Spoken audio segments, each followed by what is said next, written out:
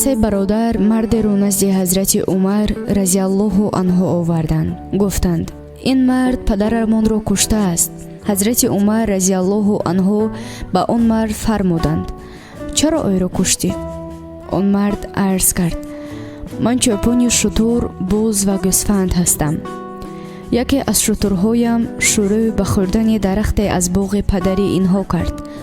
падарашон шутурро бо санг зад ва шутур мурд ва ман ҳамон сангро бардоштам ва бо он санг падари инҳоро задам. падари инҳо ҳам вафот кард. ҳазрати умар разиаллоҳу анҳу фармуданд: худро бар ту ҷорӣ мекунам. он мард гуфт: 3 рӯз ба ман муҳлат диҳед.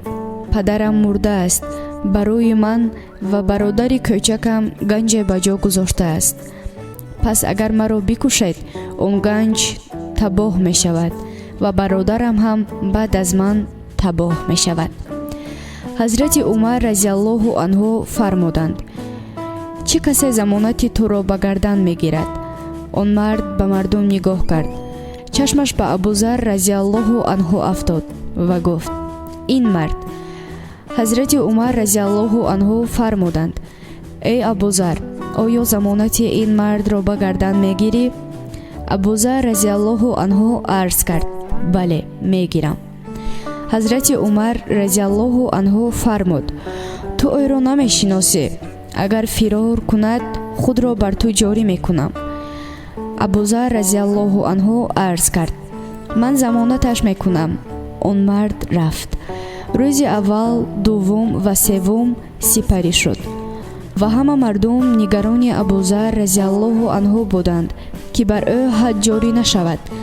саранҷом он мард андаке пеш аз азони мағриб омад ва дар ҳоле ки хеле хаста буд, ба назди ҳазрати умар разиаллоҳу анҳу омад ва арз кард: ганҷро ба бародарам додам ва акнун таслими фармони шумо ҳастам, то бар ман ҳадро ҷорӣ кунед.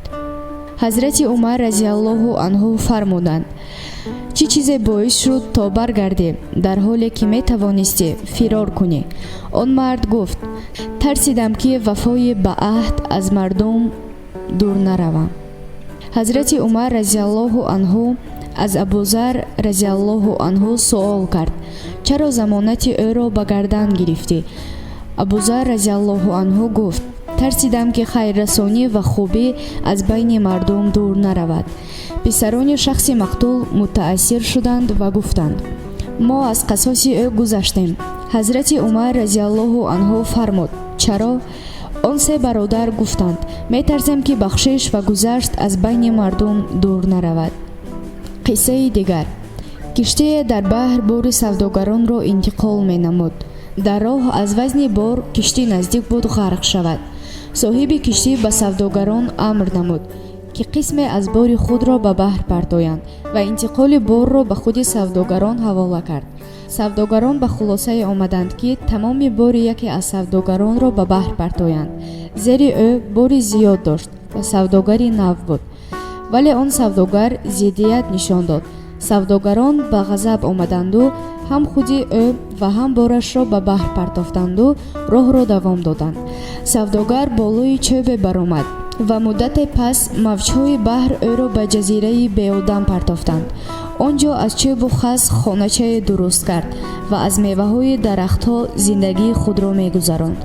зиёд ибодат мекард, парвардигорро шукр мегуфт, ки зинда мондааст ва дуои наҷот мекард. чанд рӯз пас шамоли сахте вазид ва аз куҷое коҳи оташгирифтаро оварда болои хоначаи сохтааш партофт ва он оташ гирифт. чун ин ҳолро дид, заифии инсонияш боло гирифт ва фиғон кард: эй парвардигоро, ман чӣ гуноҳ кардам, ки маро ба ин ҳол гирифтор кардӣ? ҳамаи борам ғарқи баҳр шуд, худам наздик буд ғарқ шавам. ҳоло дар ҷазираи беодам мондаам. як хоначае доштам, ҳамон ҳам оташ гирифт.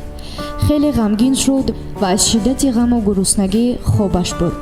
муддате пас аз садои инсонҳо бедор шуд. чашм кушода дид, ки киштие назди соҳил истодааст ва барои наҷоти ӯ кӯмак карданист. шод шуд ва шукри Аллоҳ намуд. чун савори киштӣ шуд, аз онҳо пурсид: маро чӣ гуна ёфтед? гуфтанд: албатта аз дуди он оташе ки афрехтӣ, хеле хуб кардӣ ки бо дуд ба мо ишора кардӣ, вагарна аз куҷо медонистем ки дар ин ҷазира инсоне ҳаст. шояд ту аз киштие халос шудӣ ки чанд рӯз пеш ғарқ шуд. чун савдогар оид ба киштии ғарқшуда пурсон шуд, фаҳмид ки он ҳамон киштиест ки аз он савдогарон ӯро бо бораш ба баҳр партофта буданд. сар ба саҷда гузошту Аллоҳро шукри беадад гуфт ки дар ин чанд рӯз ӯро 3 маротиба халос кардааст.